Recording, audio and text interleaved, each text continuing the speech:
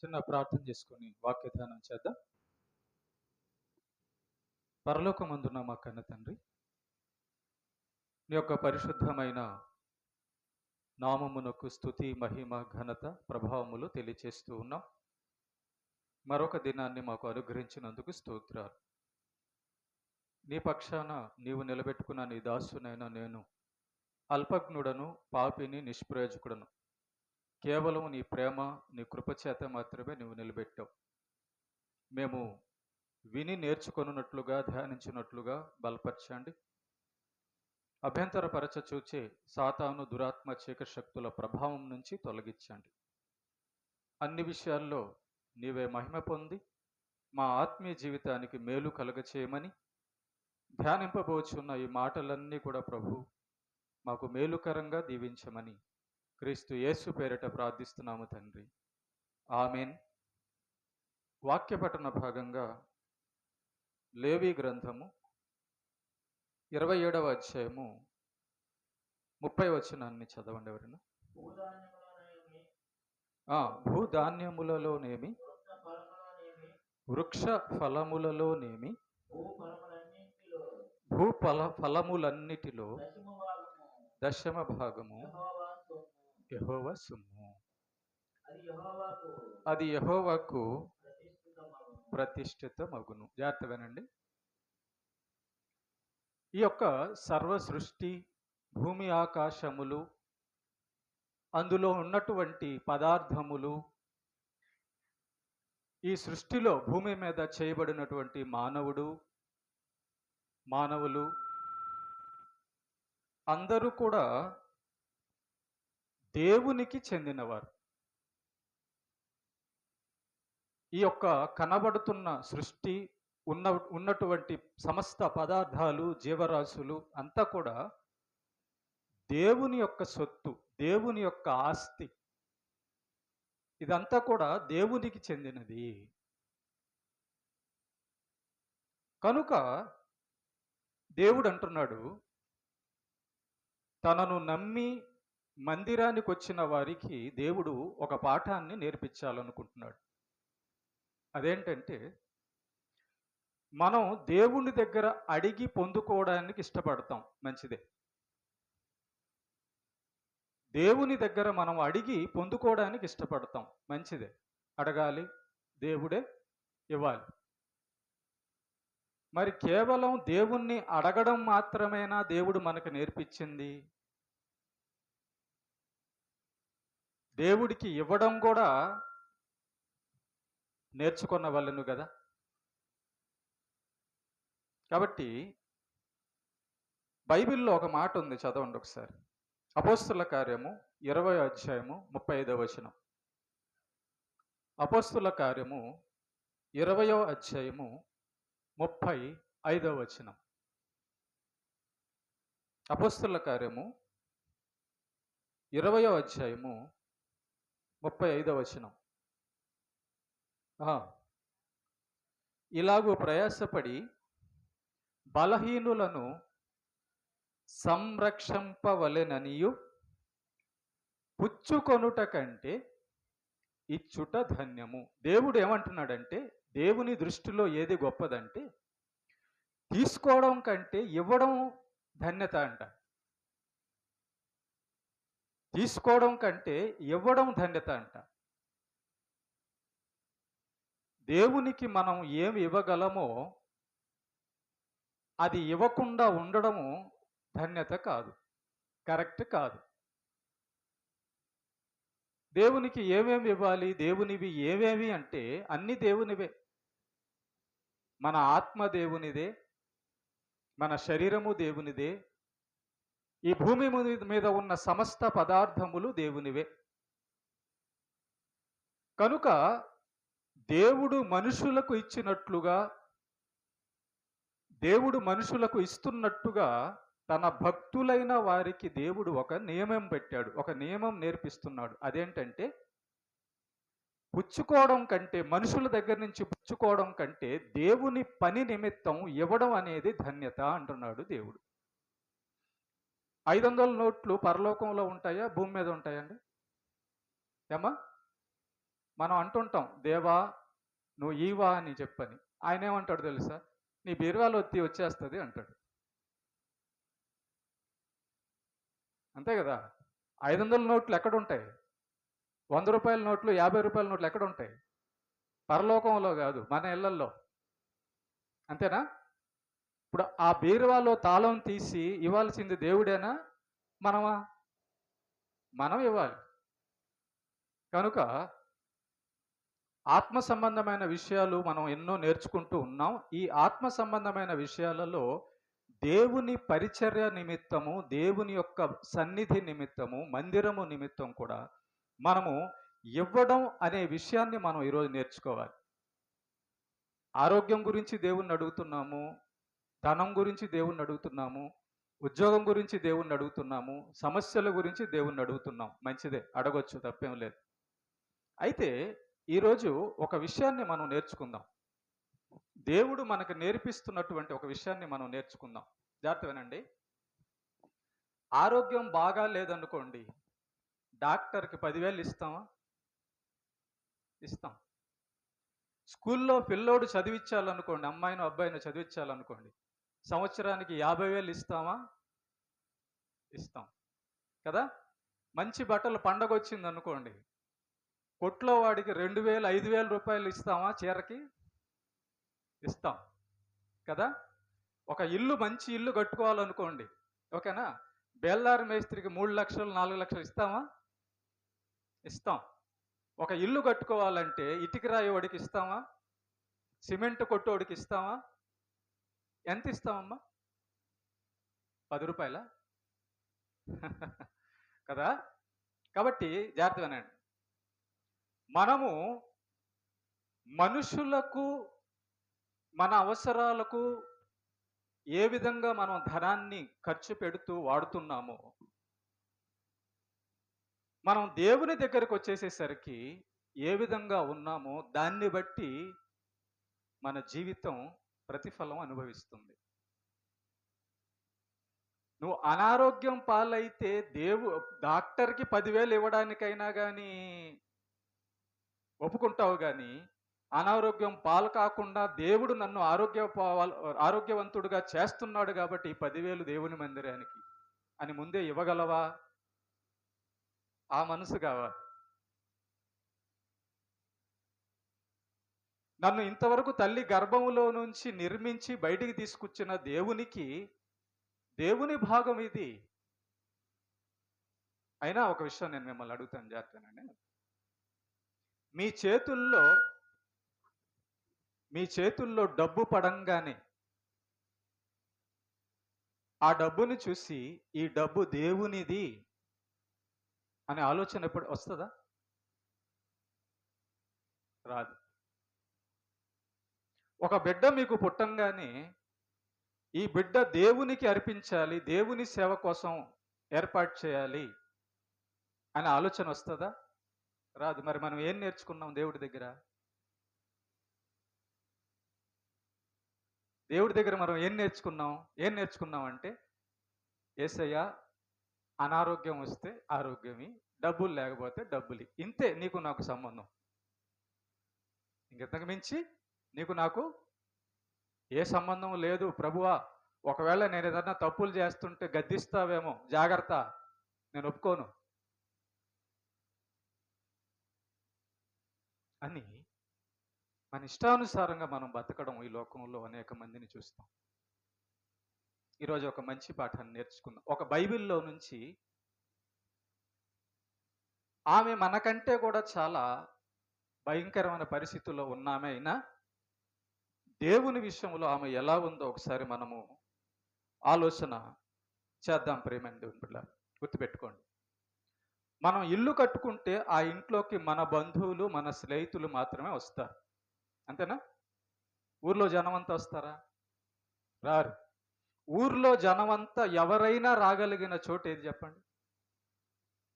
ఏ దేశంలో వారైనా, ఏ ఊర్లో వారైనా, ఏ జాతి వారైనా, ఏ కులం వారైనా, ఏ రాష్ట్రం వారైనా రాగలిగిన చోటేది? మందిరం. కనుక ఒకసారి ఆలోచన చేద్దాం. ఆలోచన చేయాల్సింది ఏంటంటే, మనం కట్టుకున్న ఇల్లు మనకో, మన బంధువులకో, మన స్నేహితులకు మాత్రమే ఉపయోగపడుతుంది కానీ, దేవుని యొక్క మందిరము భూమి మీద ఉన్న ప్రతి మనిషికి ఉపయోగపడుతుంది. మన ఇల్లు మన వరకే ఉంటది కానీ, దేవుని యొక్క మందిరము దేవుని మహిమ కొరకు, దేవుని ఘనత కొరకు, అనేకుల మేలు కొరకు దేవుని యొక్క మందిరము అనేది ఉంటుంది. అందుకే దేవుడు ఆయన పేదోడయి అడగలేదు. ఆయన పేదోడై మనల్ని అడగడం లేదు. దైవ కార్యక్రములలో భాగంగా దేవుడు నియమించినటువంటి కార్యములు ఆయన మనకు తెలియచేస్తున్నాడు. ఆయన ఏమంటున్నాడంటే, నీకు పంట పండితే ఆ పంటలో దేవుడి భాగం తీసిపెట్టావా? నీకు జీతం వస్తే, పని చేసిన జీతం వస్తే దేవుడి భాగం తీసిపెట్టావా అని అడుగుతున్నాడు దేవుడు. నీకు అనారోగ్యం వస్తే ఎక్కడొచ్చి నువ్వు ప్రార్థన చేయించుకుంటావు? మందిరంలోనే కదా. నీ పరిస్థితి బాగా లేకపోతే ఎక్కడొచ్చి నువ్వు ప్రార్థన చేయించుకుంటావు? దైవ సేవకుని దగ్గరే కదా. నాకు అనారోగ్యం పాలైతే, నేను పాపపు జీవితం జీవిస్తుంటే, నాకు మంచి మాటలు చెప్పి నా జీవితాన్ని, నా కుటుంబాన్ని మేలుకరమైన స్థితిలోకి తీసుకెళ్లాలంటే మందిరంలోకి వెళ్ళి ప్రార్థన చేయాలి, దైవ సేవకుని చేత ప్రార్థన చేయించుకోవాలని తెలిసిన నీవు ఆ మందిరం ఎలా నిలబడుతుంది? ఆ మందిరం ఎలాగా రన్ అవుతుంది, కొనసాగుతుంది? ఆ మందిరంలో నిలబడిన దైవ సేవకుడు ఏం తినాలి, ఏం కట్టుకోవాలి? మా కోసం నిలబడిన దైవ సేవకుడు ఇది ఆలోచించాలి. చూడండి ఒకసారి, దేవుడు అంటున్నాడు, నీకు పంటని ఇచ్చింది నేనే. ఎంత మేలు, మంచి దేవుడు చూడండి. నీకు ఆరోగ్యం ఇచ్చింది నేనే, నీకు ఆత్మనిచ్చింది నేనే, నీకు దేహాన్ని ఇచ్చింది నేనే. నువ్వు పనిచేయగలుగుతున్నావు అంటే శక్తి, రక్తము, గాలి, సమస్తాన్ని ఇచ్చింది నేనే. మరి ఇచ్చిన నీవు ఎందుకు అడుగుతున్నావు ప్రభువా అంటే, అది కూడా మన మేలుకు వస్తుంది. ఎలాగంటే, మనం దారి తప్పిపోతున్నాం, నీతి తప్పిపోతున్నాం. మరి నీతి తప్పినప్పుడు శాపము, రోగము ఎవరికి వస్తుంది? నీతి తప్పిన వాళ్ళకి వస్తుంది. మరి ఆ నీతి తప్పిన వాళ్ళు ఎలా బాగుపడతారు? మందిరం ఒకటి ఉంటే, దేవుడు నియమించిన దైవ సేవకుడు ఉంటే, ఆయన దగ్గరికి వెళ్ళి ఆయన చెప్పే దేవుని మాటలు విని వాళ్ళ జీవితాలు బాగు చేసుకుంటారు. మరి అందుకేం కావాలి? దైవ సేవకుడు కావాలి, ఒక సన్నిధి కావాలి, ఈ ప్రక్రియ అంతా కావాలి. మరి దేవుడి కోసం చేసేది ఎలాగుండాలి, దేవుడి కోసం నిర్మించేది, అనుకునేది ఎలా ఉండాలో ఒకసారి ఆలోచించండి. మనం మన చేతుల్లో డబ్బులు పరంగానే ముందు ఎవరిని తలుచుకుంటున్నాం అంటే అప్పులోళ్ళని తలుచుకుంటున్నాం. మన చేతుల్లో డబ్బులు పడంగానే ముందు మనం ఎవరిని తలుచుకుంటున్నాం? డాక్టర్ని తలుచుకుంటున్నాం. మన చేతుల్లో డబ్బులు పడంగానే చిల్లి సంచిలో వేసినట్టుగా అయిపోతుంది. కారణము దేవునికి ఇవ్వకపోవడమే. దేవుడు ఏమంటున్నాడు ఇక్కడ? నీకొచ్చిన దాంట్లో ప్రథమ ఫలాన్ని తీసిపెట్టు దేవుడికి. నీకొచ్చిన దాంట్లో ముందుగా నువ్వు చేయాల్సిన పని ఏంటంటే, నా కోసం తీసిపెట్టు, నా భాగం తీసిపెట్టు అంటున్నాడు. దేవుడు ఇచ్చిన భాగంలోంచి దేవుడికి ఇవ్వకపోతే దాన్ని దొంగతనం అంటారు. కనుక ప్రేమైన దేవుని బిడ్డలారా, మనం దేవుడికి చెందవలసినటువంటి భాగాన్ని దేవునికి ఇవ్వకపోతే హాస్పిటల్లో పెట్టాలి, జైల్లో పెట్టాలి, అప్పులోకి దగ్గర పెట్టాలి. కారణము, నీకు అనారోగ్యం రాకముందే దేవుని గురించి ఆలోచించావనుకో, ఆయన నీ గురించి ఎందుకు ఆలోచించడు? ఇంకొక వచనం చదువుదాం. సామెతల గ్రంథము 19వ అధ్యాయము 17వ వచనం. సామెతల గ్రంథము 19వ అధ్యాయము 17వ వచనం. నేను చాలా తక్కువగా డబ్బు గురించి మాట్లాడతాను, కానీ అవసరం కాబట్టి మాట్లాడతాను, అవసరమైన సందర్భాల్లో మాట్లాడతాను. సామెతల గ్రంథము 19వ అధ్యాయము. పేదలను కనికరించేవాడు యెహోవాకు అప్పు ఇచ్చువాడు వాని ఉపకారమునకు ఆయన ప్రత్యుపకారము చేయను. జాగ్రత్త వినండి. యెహోవాకు అప్పు ఇచ్చేవాడట, పేదలను కనికరించేవాడట. అలాంటి వానికి దేవుడు ఉపకారం చేస్తాడట. జాగ్రత్త వినండి. మీరు ఎవరి దగ్గరైనా అప్పు తీసుకున్నారనుకోండి, ఏమ్మా, మీరు ఎవరి దగ్గరైనా అప్పు తీసుకున్నారనుకోండి, అప్పుడు ఆ అప్పు ఇవ్వాలన్న బాధ్యత మనకు ఉంటుందా లేదా? ఉంటుందా లేదా? ఉంటది. దేవుడు అంటున్నాడు, తన యొక్క దైవ కార్యముల నిమిత్తము ఎవరైతే ఆయన సన్నిధికి, పేదవారికి, అవసరమైన ఉన్నవారికి సహాయం చేస్తారో అట, ఆ సహాయం అనేది ఏంటట? దేవునికి అప్పు ఇవ్వడం అంట. ఇప్పుడు మనం కొంత మనకొచ్చినటువంటి, దేవుడు మనకిచ్చినటువంటి రాబడిలో కొంత దేవునికి ఇచ్చామనుకోండి, పేదవారికి ఏమన్నా ఇచ్చామనుకోండి, అప్పుడు దేవుడు మన దగ్గర అప్పు తీసుకున్నట్టు లెక్క అంట. మరి మన దగ్గర అప్పు తీసుకున్న దేవుడు మన గురించి ఏమని ఆలోచిస్తుంటాడు?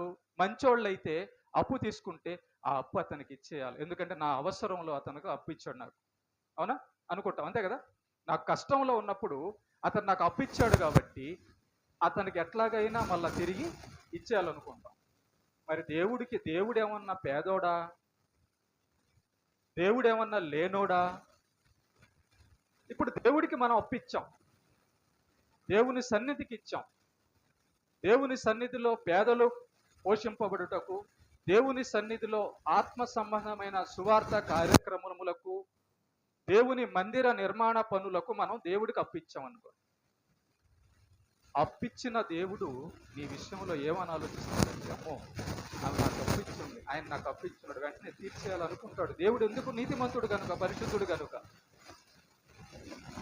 మనిషి దగ్గర అప్పు తీసుకుంటేనే మనం ఎలాగైనా ఇచ్చేయాలని మనం అనుకుంటామే. మరి దేవుడికి అప్పిస్తే మనకు ఖచ్చితంగా ఇస్తాడు. ఇక్కడే తేడా వస్తాం. మనము దేవునికి ఇవ్వకుండా మన చేతుల్లో డబ్బులు పడంగానే మనము ప్రథమంగా దేవుని గురించి ఆలోచించకుండా దేవుణ్ణి పక్కన పెట్టి మిగతా అన్నీ కూడా ముందు పెడతాం. అందుకే మన జీవితంలో, ప్రేమ దేవుని బిడ్డారా, కావలసినంత ధనము, కావలసినటువంటి పరిస్థితి లేకుండా పోయింది. దేవుడు అంటున్నాడు, నీకొచ్చే ఫలాలన్నిట్లో నా భాగం తీసిపెట్టి, నీ చేతుల్లో పడంగానే ముందు నువ్వు చేయాల్సిన పని ఏంటంటే నా భాగం తీసి పెట్టడం. ఇక్కడే మనకు దెబ్బ తగులుతుంది, ఇక్కడే మనం దెబ్బతింటున్నాం. మనం బ్యాంకులో డబ్బులుంటే బాగుంటుంది అని ఆలోచిస్తాము.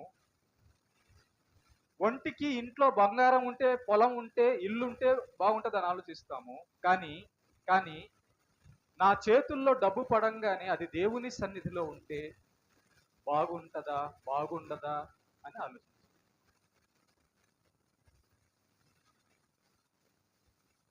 మన జీవితాలు కష్టాలు పాడైపోవడానికి, మన పంట పండకుండా ఉండడానికి, మన కుటుంబాలు సమస్యల్లో పడడానికి కారణాల్లో ఇదొక కారణం. పాపాలు ఎన్నో ఉన్నాయి, వాటి వలన మనం ప్రతిఫలం పొందుతాం. అయితే నీవు దేవుని ఎరిగిన వాడవుగా, దేవునిని ఎరిగిన దానవుగా, నీ వద్దకు ఏదైనా డబ్బు చేరితే ఆ డబ్బుని ప్రథమంగా చూసినప్పుడు ఈ డబ్బులోంచి కొంత దేవునికి నేను తీసి పెట్టాలి అనే ఆలోచన చేయకపోతే అది సమస్యలకు తెచ్చేటటువంటి పరిస్థితి. మీరు అంటారేమో, పాస్టర్ గారు బాగుంది మీరు చెప్పేది, మాకేమి ఇవ్వాలని లేదా? ఇవ్వాలనే కదా ఉంటుంది ఎవరికైనా కూడా. అసలు 10 రూపాయలు మాకు వస్తుంటే అక్కడ 100 రూపాయలు అప్పు ఉంటుంది, ఇంకా ఈ 10 రూపాయల్లో దేవుడికి ఏం తీసేది, అప్పు ఏం కట్టేది అని మీరు అంటారేమో.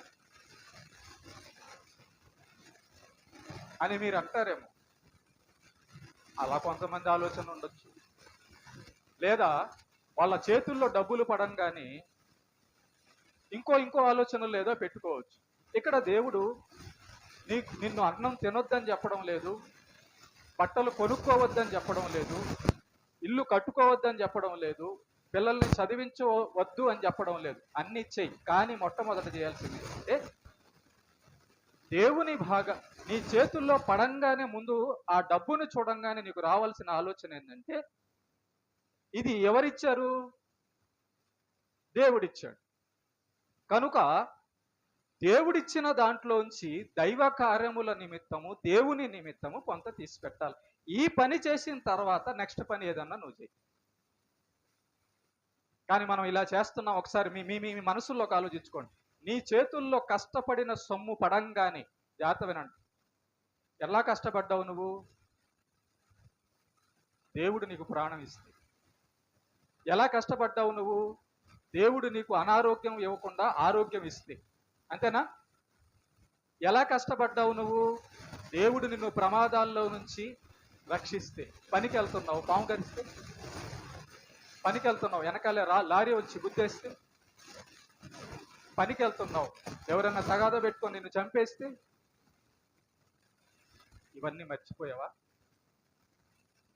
కనుక ప్రేమైన దేవుని బిడ్డలారా, మన చేతికి వచ్చినటువంటి సొమ్ము, డబ్బు ఎలా వచ్చిందని మనం ఆలోచన చేయాలంటే, చేతిలో పడంగానే ప్రభువా, ఎన్ని ప్రమాదాల్లో నుంచి, ఎంత కష్టంలో నుంచి నువ్వు నన్ను కాపాడి ఈ చేతుల్లో ఈ డబ్బు పెట్టావు. నీ సహాయం లేకపోతే నాకు ఈ డబ్బు వచ్చేది కాదు. కనుక నీ దయ వలనే, నీ కరుణ, నీ కటాక్షము వలననే ఈ చేతుల్లో నాకు పడిందయ్యా. కనుక డబ్బు పడంగానే ముందు దేవుడు గుర్తు రావాలి మనిషి. నేను ఇప్పుడు ఓన్లీ డబ్బు విషయమే మాట్లాడుతున్నాను. చాలా విషయాల మీతో నేను మాట్లాడుతున్నాను, కానీ ఇది కూడా టాపిక్ ఒకటి. దైవ కార్యముల కొరకు దేవుడు రాయించిన గ్రంథంలో ఉన్నది, దైవ కార్యముల కొరకు. కనుక నీ చేతుల్లో డబ్బు పడంగానే ముందు ఏం చేయాలంటే దేవుని భాగం తీసి పెట్టాలి. చూద్దాం. ఈరోజు ఒక భక్తురాలు ఉంది. ఆమె నీకంటే నాకంటే కూడా చాలా తక్కువలో ఉన్న స్థాయిలో ఉన్న స్త్రీ. ఆమె దగ్గర నుంచి దేవునికి ఇవ్వడం అనేది నేర్చుకుందాం ఈరోజు. లూకాసు వార్త 21వ అధ్యాయం. లూకాసు వార్త 21వ అధ్యాయం 1 నుంచి చదవండమ్మా. లూకాసు వార్త కానుక పెట్టెలో తమ కానుకలను వేయిచున్న ధనవంతులను, కానుక పెట్టి ఎక్కడ ఉంటుందమ్మా? అమ్మా ఎక్కడ ఉంటుంది? మీకు ఏమన్నా కనబడుతుందా? కానుక పెట్టి కనబడుతుందా? రైట్. ఎక్కడుంది అది? ఏమా ఎక్కడుంది అది? దేవుని మందిరంలో ఉంది. రైట్. కానుక పెట్టెలో అంటే దేవుని మందిరంలో కానుక పెట్టెలో తమ కానుకలు వేయుచున్న ధనవంతులను ఆయన పారజూచెను. ఎవరు చూశారు? యేసు ప్రభు చూస్తున్నారట. ఎక్కడ చూస్తున్నాడు? మందిరానికి వెళ్ళాడు. యేసు ప్రభు ఎక్కడికి వెళ్ళాడమ్మా? మందిరానికి వెళ్ళాడు, దేవాలయానికి, చర్చికి వెళ్ళాడు అనుకోండి. వెళ్ళి అక్కడ నించొని కానుక పెట్టి ఉంటది. ఇంతకు మందిరంలో కానుక పెట్టి పెట్టొచ్చా? దేవుడే చెప్పాడు కదా పెట్టమని, పెట్టారు. ఆ కానుక పెట్టిలో కానుకలు వేస్తున్న ధనవంతులను చూశాడట. ఫస్ట్ ఎవరిని చూశాడు? ధనవంతులుగా ఎలా ఉన్నారమ్మా? వాళ్ళు ధనవంతులు ఎలా అయ్యారు? దేవుడిచ్చినటువంటిది వాళ్ళ దగ్గర దాచి ధనవంతులు అయ్యారు. అంతేనా? ధనవంతులను చూచాను అంటే బాగా పరిశీలించి చూశాడట. ఎలా చూశాడు? పరిశీలించి చూస్తున్నాడు. మీ ఇంట్లో బీరువాలో ఏముందో దేవుడికి కనబడదా? చూస్తున్నాడే జాగ్రత్తనండి. ఓకేనా? మన ఇళ్లలో ఎంతెంత ఉందో దేవుడికి తెలుసు. కానీ ఇక్కడికి వచ్చి, అయ్యా నేను చాలా పేదదాన్ని, నా దగ్గర ఏమీ లేదంటాం. అబద్ధమా నిజమా? అబద్ధం. రైట్. బాగా చూశాను. 2వ వచనం. ఒక్క ఆమె ఆ మందిరం మొత్తానికి కానుకల పెట్టెలో అనేక మంది ధనవంతులు వేస్తుంటే ఒక ఆమె అంట, ఒక పేద విధవరాలు 2 కాసులు అందులో వేయిచుండగా ఇది కూడా చూచాడు ప్రభువు. ఇది కూడా చూచాడు. ఓకేనా? ప్రేమైన దేవుని బిడ్డారా, ఈమె స్థితి మనం ఆలోచిద్దాం. ఈమె స్థితి, ఈమె ఒక్కతే ఉంది, ఒక్క అని రాయబడి ఉంది. పేద స్థితిలో ఉంది. అంటే డబ్బు ఉన్నామే, డబ్బు లేనామే, లేనామే. మూడోది విధవరాలు. విధవరాలు అంటే భర్త లేడు, సహాయం ఏమియో లేదు బయట నుంచి. ఈ విధవరాలు ఎన్ని కాసులు వేసిందమ్మా? 2 కాసులు వేసింది. మిమ్మల్ని నేను ప్రశ్న అడుగుతున్నా, ₹2 ఎన్ని రోజులు తింటారు చెప్పండి? ₹2 ఎన్ని రోజులు తింటారు? ఎన్ని రోజులు వస్తుంది ₹2 తినడానికి? అమ్మా, ఈ రోజుకి 2024 సంవత్సరాలు అయినా ఆ ₹2 ఈ రోజుకి మనం మాట్లాడుతున్నాం. మీరేమో ₹2 ఒక్కరోజు కూడా రాదు అంటున్నారు. అర్థమవుతుందా? మీరేమో ₹2 ఒక్కరోజు కూడా రాదు అంటున్నారు. ఈ రోజు 2024 సంవత్సరం. అంతేనా? కరెక్టేనా నేను చెప్తుంది? మరి 2024 సంవత్సరాలు ఎట్టొచ్చినాయి ఈ ₹2? ₹2 కాదు, ఆమె చేసిన పని.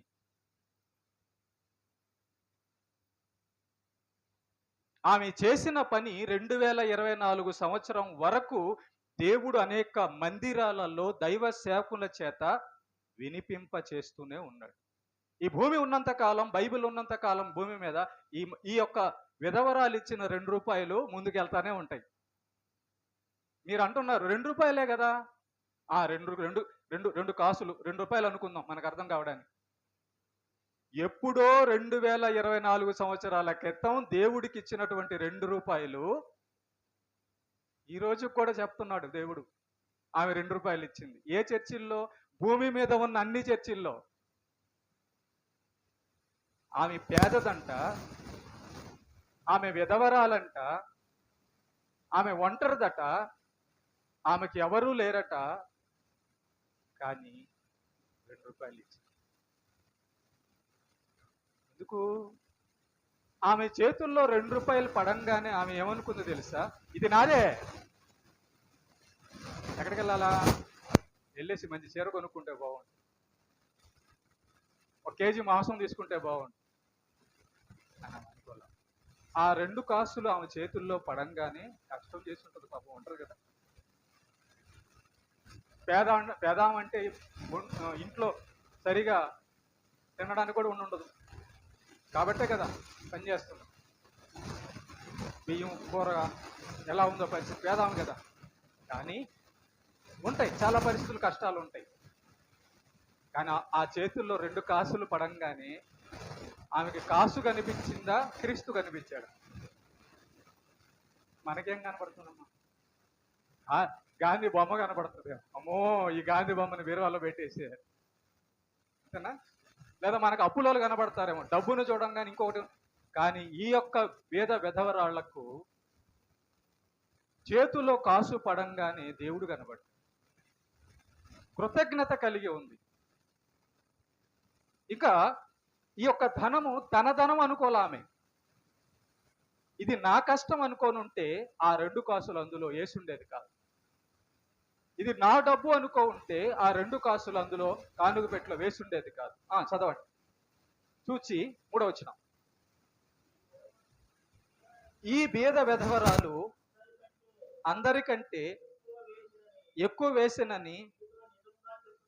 ఏమ్మా, ధనవంతులు ఎక్కువ వేసుంటారా, బీద విధవరాలు ఎక్కువ వేసుంటారా? నిజంగా ఆలోచిస్తే, మామూలుగా ఆలోచిస్తే డబ్బు విషయంలో 2 కాసులు ఎక్కువ, ఇంకా బంగారు కాసులు ఎంతో వేసుంటారు వాళ్ళు. ధనవంతులు వేసిందే ఎక్కువ ఉంటది వాస్తవానికి. కానీ యేసుప్రభు ఎందుకు ఇలా అంటున్నాడు? యేసుప్రభు ఎందుకు ఇలా అంటున్నాడు అంటే చెప్తానండి జాగ్రత్తగా. ఈ పేద విధవరాలు మందిరానికి ఏం తెచ్చిందో తెలుసా? ఏం తెచ్చింది? మీరందరూ మందిరానికి వచ్చారు కదా, ఏం తెచ్చారు ఒకసారి ఆలోచించండి. ఈ బీద విధవరాలు మందిరానికి వస్తా ఏం తెచ్చింది? ధనవంతులందరూ ఏం తెచ్చారు మందిరానికి? తమ ధనాన్ని తీసుకొచ్చారు. కానీ ఈ భేద విధవరాలు ఏం తీసుకొచ్చిందో తెలుసా? ప్రేమను తీసుకొచ్చింది మందిరాన్ని. ప్రేమను తీసుకొచ్చింది. తన మనస్సుని, తన హృదయాన్ని తీసుకొచ్చింది మందిరానికి, దేవుని సన్నిధికి. చదవండి కింద. వారందరూ తమకు కలిగిన సమృద్ధిలో నుండి కానుకలు వేసిరు గాని ఈమె తన లేమిలో తనకు కలిగిన జీవనమంతయు వేసినని. మనం ఆలోచిద్దాం. ఇందాక నేను అన్నాను, ఎక్కడ పాస్టర్ గారు దేవుడికి ఇవ్వడానికి అప్పులు పాలైపోయి ఉన్నాము, 10 రూపాయలు రాగానే అక్కడ 100 రూపాయలు కట్టాల్సి వస్తుంది, కాబట్టి ఈ 10 రూపాయలు రాగానే మాకు అప్పులోలు కనబడుతున్నాడు కానీ దేవుడు కనబడడం లేదని మీరు అంటారు. మరి ఈమెకి ఎవరు కనబడ్డారు చెప్పండి? ఈమె మీకంటే మనకంటే కూడా తక్కువ స్థాయిలో ఉందా, గొప్ప స్థాయిలో ఉందా? మీరే చెప్పండి. మరి తక్కువ స్థాయిలో ఉన్న ఆమె, లేమి అంటే కష్టాల్లో ఉన్న ఆమె, విధవరాలంటే ఏ తోడు లేని ఆమె, ఒంటరిగా ఉన్న ఆమె, ఈమె ఎంత ఇచ్చిందంట? ఎంత ఇచ్చింది? ఆమె దగ్గర ఎంత ఉంది మొత్తం మీద?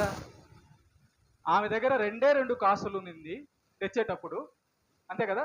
తెచ్చేటప్పుడు 2 కాసులు ఉంది. ఎంత దాపెట్టుకొని ఎంత వేసిందమ్మా? ఏంది ఇది? భయం ఏం లేదా చనిపోతానేమోనని? అన్నం లేకపోతే చనిపోతానేమోని భయం వేయలేదా? బట్టలు కొనుక్కోవాలని ఆలోచన ఏం రాలేదా? బంగారం కొనుక్కోవాలని ఆలోచన ఏం రాలేదా? ఇల్లు కట్టుకోవాలని ఆలోచన ఏం రాలేదా? దేవుడిని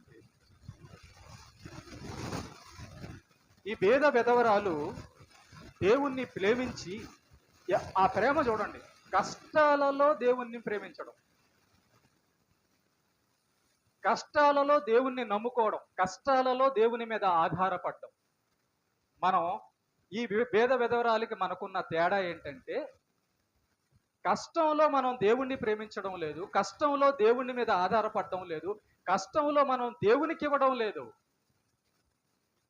మనం ఏ ఆలోచనలో ఉన్నామంటే, చాలా ఎక్కువ ఇస్తే ఎతికి 100 కాకుండా, 50 కాకుండా, 500 కాకుండా, 200 నోటు కాకుండా 10 రూపాయలు ఏడన్నా దొరికిద్దేమో చూసి ఎతికి అట్టట తీసి దాంట్లో వేస్తాం, అంతేగా?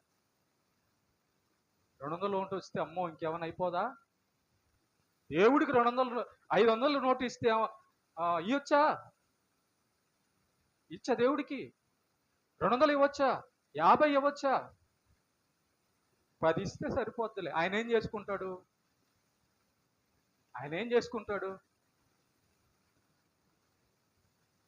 దీన్ని ఎలాంటి మనసు అంటారో మీరు ఆలోచించండి. 10,000 రూపాయలు ఈ రోజుకి హార్ట్ అటాక్ అంటే 10,000 ఏముంది? ఎంతైనా ఆస్తి అమ్మి, పొలం అమ్మి, ఇల్లు అమ్మి డాక్టర్ దగ్గర పెడతావు తీసుకెళ్ళి. బ్రెయిన్ స్ట్రోక్ అంటే ఎంతైనా కారు బాడీకి మాట్లాడుకొని వెంటనే వెళ్ళిపోతావు నిమిషాల మీద హాస్పిటల్కి. తల్లి గర్భంలో నుంచి తీసి, నిర్మించి, ఆరోగ్యం ఇచ్చి, అన్నం పెట్టి, ప్రాణం ఇచ్చి, అన్ని ఇచ్చిన దేవుడి విషయంలో మాత్రం మనం ఏ విధంగా ఉన్నాం ఒకసారి ఆలోచించండి. ఈ పేద విధవరాలు దేవుణ్ణి ప్రేమించింది, మందిరానికి ప్రేమను తెచ్చింది. దేవుడి మీద నీకు ప్రేమ ఉంటే ఒక చిన్న మాట చెప్తాను. లోకంలో చూడండి ఒకసారి. లోకంలో ఏముంది? మన దగ్గర కూడా చూడండి.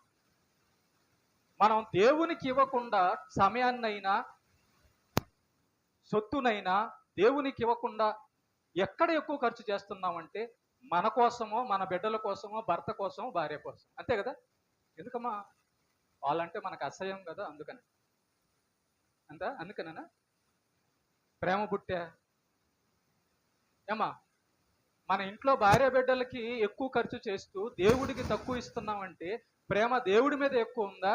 ప్రేమ భార్య భర్తల మీద, బిడ్డల మీద, మన ఒంటి మీద ఎక్కువ ఉందా? ఇప్పుడు అర్థమవుతుందా చిల్లి సంచిలో ఎందుకు పడుతుందో? నీ యొక్క రాబడి సంచి, నీ జేబు చిల్లయిందమ్మా. నీ యొక్క సంచిని చిల్లు చేసుకున్నావు, కత్తిరించుకున్నావు. అందుకే నువ్వు ఎంత వేసినా అది వెళ్ళిపోతుంది. కుట్టి, ఆ సంచిని కుట్టి డబ్బు నీ చేతుల్లో పడంగానే దేవా ముందు ఇది నీ భాగం అని ట్రై చెయ్యి.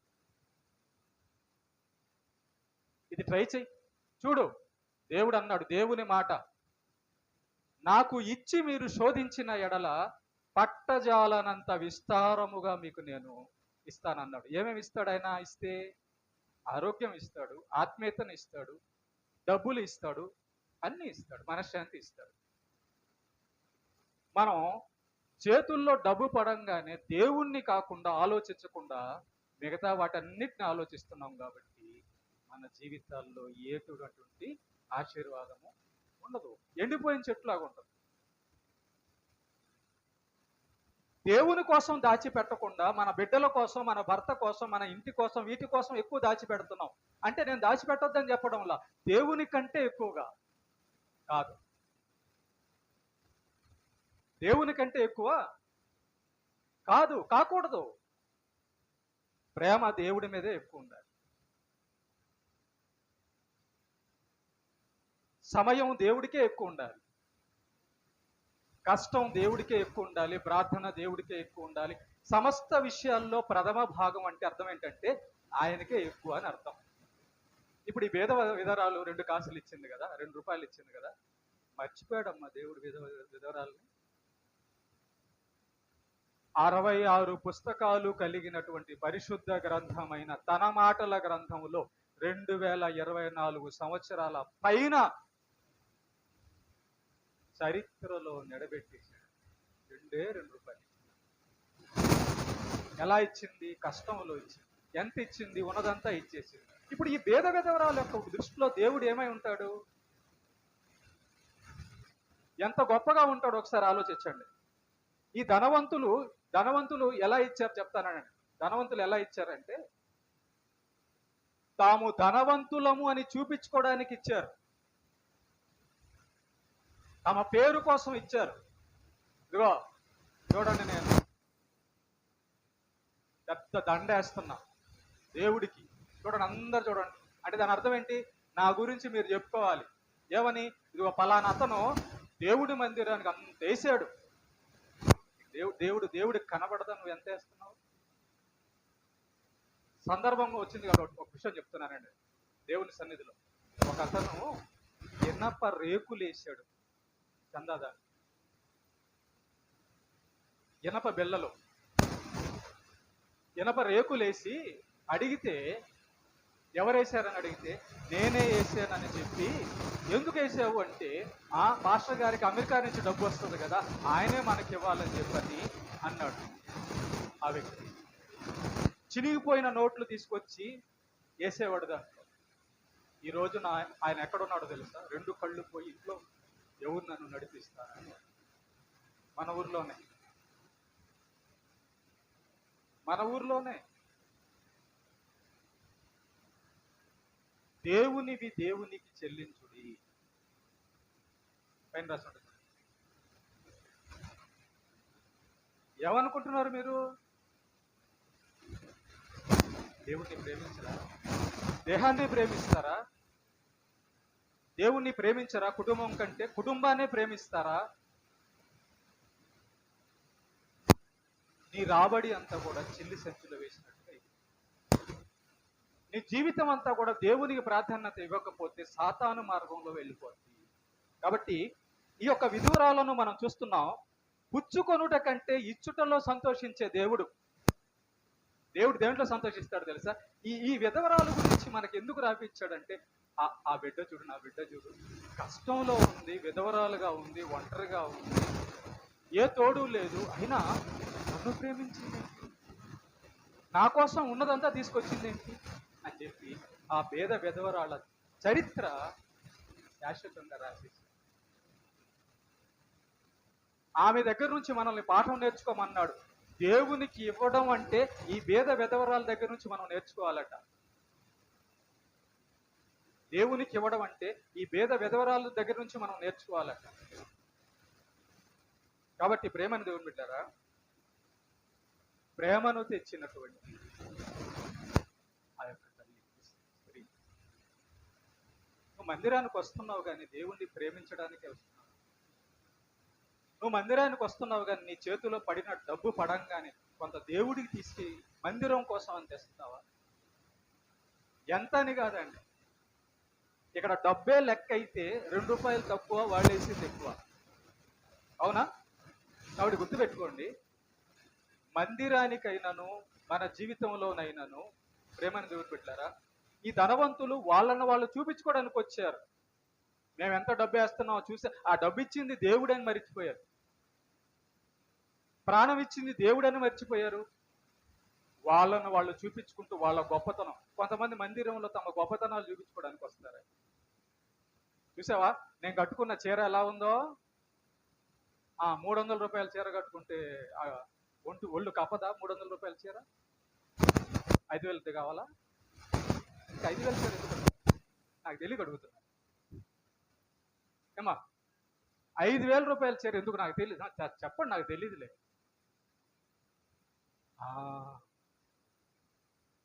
గొప్ప అంటే ఏంటో తెలుసా? హృదయం. హృదయం పవిత్రంగా ఉండి దేవుని ఎడల భయభక్తులు కలిగి మంచి ప్రార్థనా పరురాలుగా మంచి విశ్వాసిగా ఉన్నావనుకో, అప్పుడు అది గొప్పతనం. మందిరంలో నువ్వు కట్టుకున్న చీర గొప్పదా? నువ్వు కట్టుకున్న ప్యాంటు షర్టు గొప్పదా? అది చూపించుకోవడానికి వచ్చావా మందిరానికి? నీ నగలు చూపించుకోవడానికి వచ్చావా? ఇచ్చింది ఎవరు నగలు? చీరలు బట్టలు ఇచ్చింది ఎవరు? ఆ దేవుణ్ణి కదా గొప్ప చేయడానికి నువ్వు రావాలా? వేద విధవరాలంటే ఎలాంటి చీర వేసుకోవాలి? ధనవంతులు ఎలాంటి బట్టలు వేసుకొని ఉంటారు? వేద విధవరాలు కానీ మనస్సు చిరిగిపోవాలి. ఈ భేద విధవరాలు చీర పాత ఉంటదేమో కానీ తన మనస్సు కొత్తగా మంచిగా ఉంది. మందిరానికి దేవుణ్ణి ప్రేమించడానికి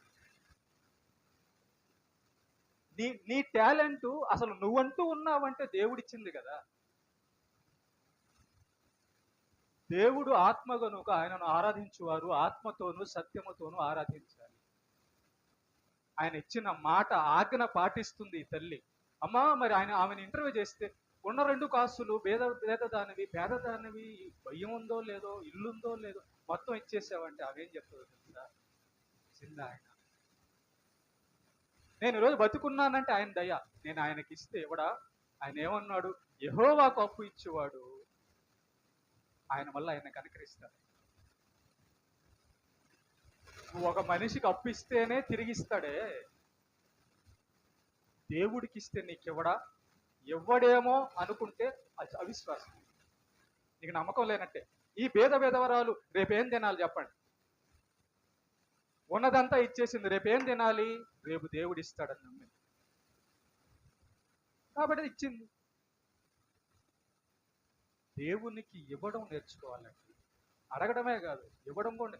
దేవుడు ఇచ్చేదాన్ని పుచ్చుకొనుట కంటే ఇచ్చుట శ్రేష్టము ధన్యత. ఇచ్చే వాళ్ళని దేవుడు ఎక్కువ ప్రేమిస్తాడట. చదువుదాం ఆ మాట చదువుదాం. 2 కొరింథీ 9వ అధ్యాయం 5వ వచనం చదవండి ఎవరైనా. కావున లోగడ ఇచ్చేద్దామని ధర్మము ఉన్నాయన. పిసినితనము అంటే ఏంటమ్మా?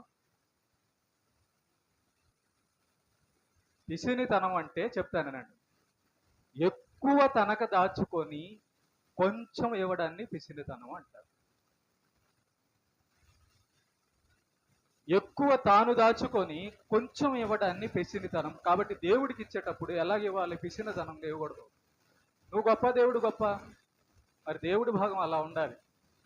ఓకేనా? పిసినితనముగా ఇయ్యక ధారాళముగా ఇవ్వవలను. అంటే నీ యొక్క శక్తిని బట్టి, మించి కాదులేండి, మించి మళ్ళీ అనుకోబాకండి, ఎంతనే ఇవ్వచ్చు దేవుడికి.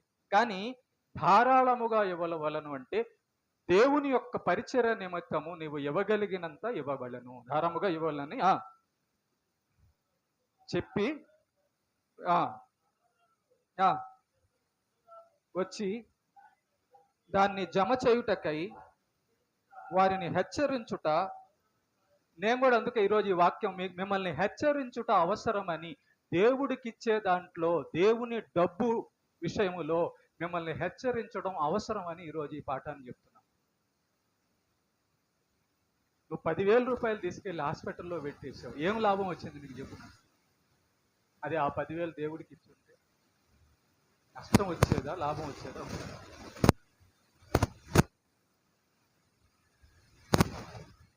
దేవుడికి ఇస్తే దేవుడు మర్చిపోతాడమ్మా మనిషిలాగా. దేవుడికి ఇస్తే దేవుడు నీ డబ్బు తీసేసుకొని ఆయన ఏమన్నా నిన్నేమన్నా ఇబ్బంది పాలు చేస్తాడా మనుషుల్లాగా? కాదు. చదవండి తర్వాత. కొంచెముగా విత్తువాడు.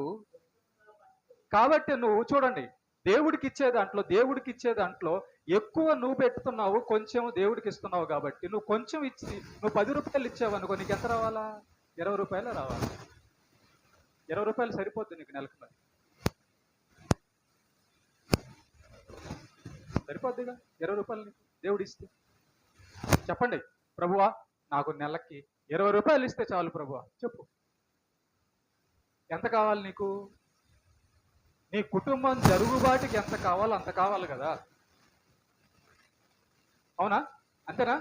నేను తప్పు చెప్తున్నామ్మా? నీ కుటుంబం జరుగుబాటుకి ఎంత కావాలో అంత కావాలి. మరి దేవుని మందిరానికి ఎంత కావాలా?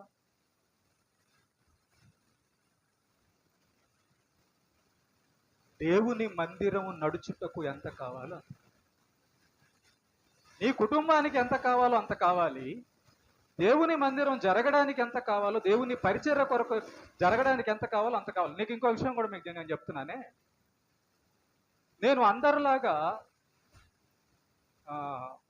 పేపర్లో రాసి మీ కుటుంబం ఇంత ఇవ్వాల్సింది అని రాసి చెప్పేవాడిని కాదు నేను.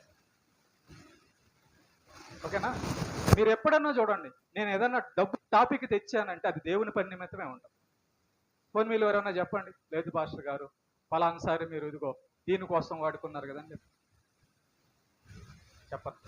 దేవుని పని నిమిత్తమే ఈ మందిరం గొప్పగా దేవుడికి మహిమకరంగా కట్టబడితే ఎంతమంది ఇలాంటి విధవరాలు వచ్చి అక్కడ పుణ్యవతులు అవుతారో, ఎంతమంది రోగుస్తులు వచ్చి అక్కడ బాగుపడతారో కదా? చదవమ్మా తర్వాత. కొంచెముగా విత్తువాడు కొంచెముగా పంటకు పోయిను, సమృద్ధిగా విత్తువాడు సమృద్ధిగా పంటకు పోయిన. అంతే కదా? మీరు 1 ఎకరంలో పొలం వేస్తే, ఒక ఎకరంలో పంట వేసారు అనుకోండి, 10 ఎకరాల పంట వచ్చింది కదా? అట్టగా వచ్చిందా? 1 ఎకరంలో పంట వేస్తే 1 ఎకరంలోనే వస్తుంది. సరిగా లేకపోతే తుఫాను వస్తే అది కూడా రాదు. ఓకేనా? దేవుడికి ఇచ్చే దాంట్లో తల్లి, మీరు నేను ఎకరాకి వేస్తున్నానంటే దేవుడు ఇంకొక ఎకరా కలిపి 2 ఎకరాలు. దేవుడి విధానం అది. నువ్వు 1% ఇస్తే ఆయన 99% కలిపి 100% ఇస్తాడు. నువ్వు 99 ఇచ్చావు అనుకో, ఇంకెంత ఇస్తాడు ఒకసారి? పేద విధవరాలు అందుకే ఎంత ఇచ్చాడో 2024 సంవత్సరాల దాకా ఆమె పేరు అట్లాగే నిలబడిపోయింది. 2 రూపాయలు 2 కాసులు ఇచ్చినందుకు ఆమె పేరు చరిత్రలో నిలబెట్టాడు. ఇంకా తర్వాత చూద్దామా. సనుగు కొనకయ్యో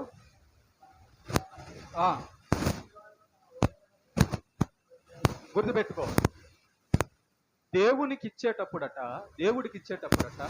సనుగు కొనక బలవంతంగా కాకుండా ఇవ్వాలట.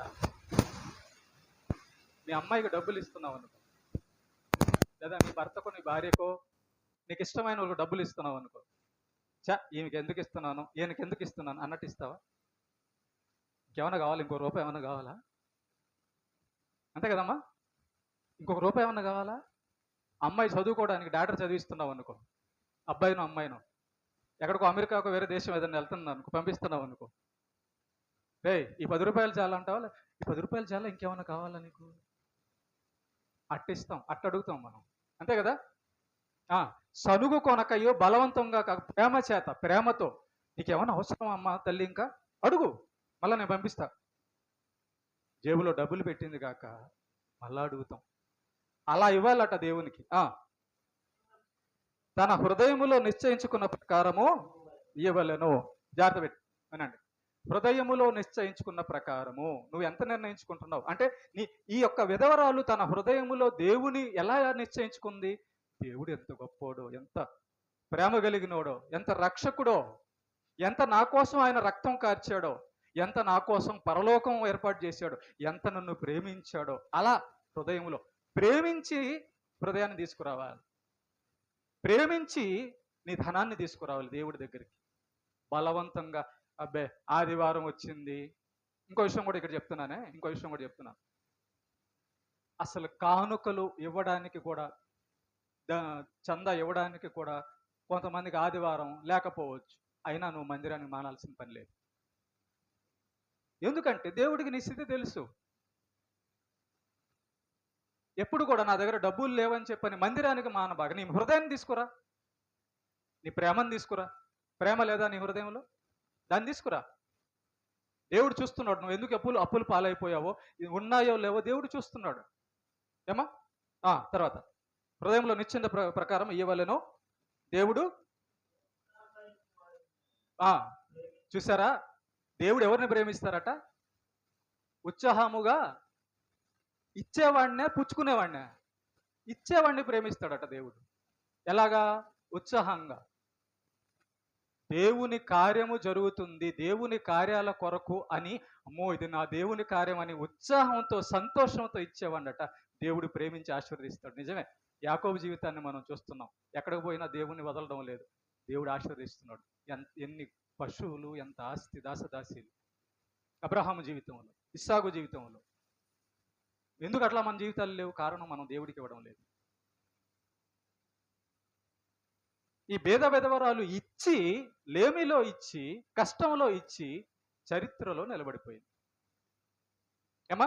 కాబట్టి మనం కూడా 8వ వచనం, మరియు అన్నిటి యందు ఎల్లప్పుడూ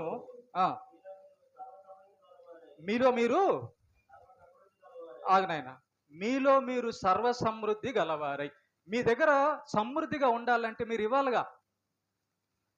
అసలు పాస్టర్ గారు డబ్బులు దేవుని కోసం డబ్బులు తీసి పెట్టాలి అని అంటున్నారు, బాగానే ఉంది. మరి మా దగ్గర ఉండాలి అంటే, నువ్వు దేవుడికి ఇవ్వాలంటే నువ్వు దేవుడు నీకు ఇచ్చేటట్టు ఉండాలి. దేవుడు నీకు ఎందుకు ఇస్తాడు? ఆయన్ని ప్రేమిస్తే ఇస్తాడు.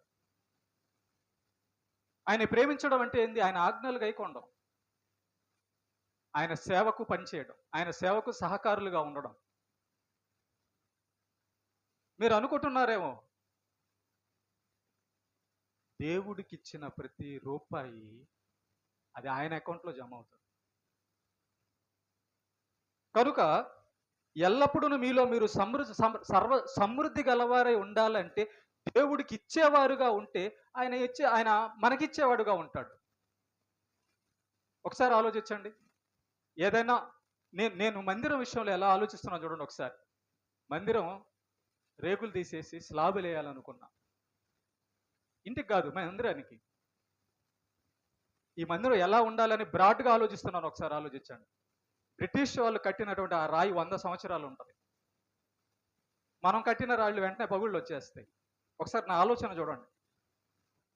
ముందు ఈ సంవత్సరానికి, రేపు 2026 కల్లా మందిరం కావాలని చెప్పని నేను ముందు దేవుని మందిరం విషయంలో ఎంత గట్టిగా, ఎంత బాగుండాలని ఆలోచిస్తున్నాను. ఒకసారి ఆలోచించి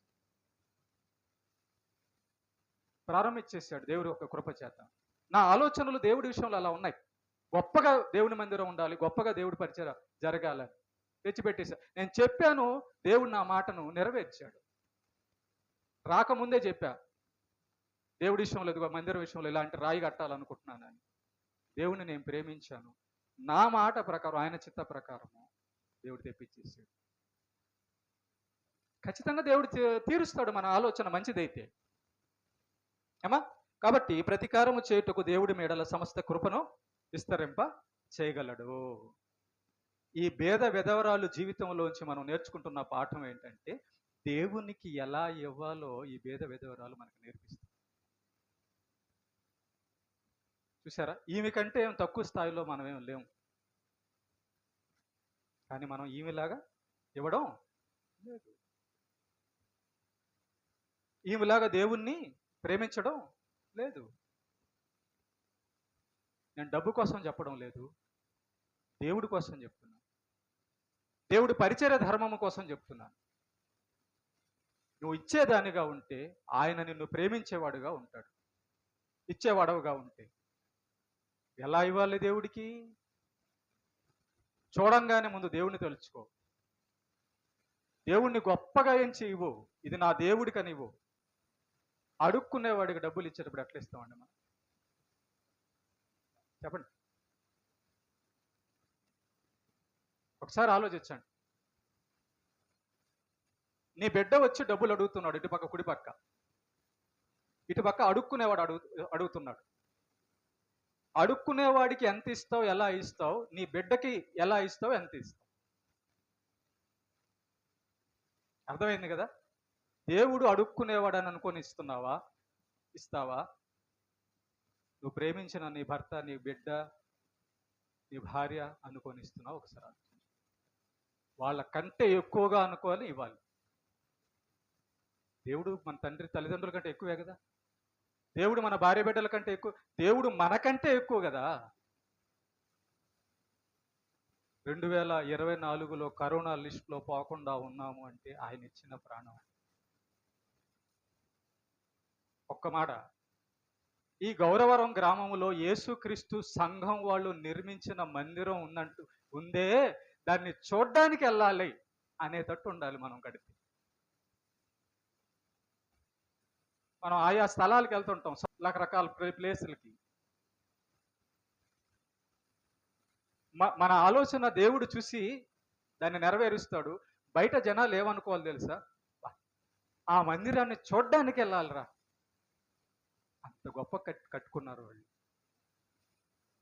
ఒకడైతే కష్టం కానీ 10 మంది అయితే కష్టం కాదు. ఈ దేవుడు నీకోసం నా కోసం ప్రాణం పెట్టిన ఆయన కోసం అందరూ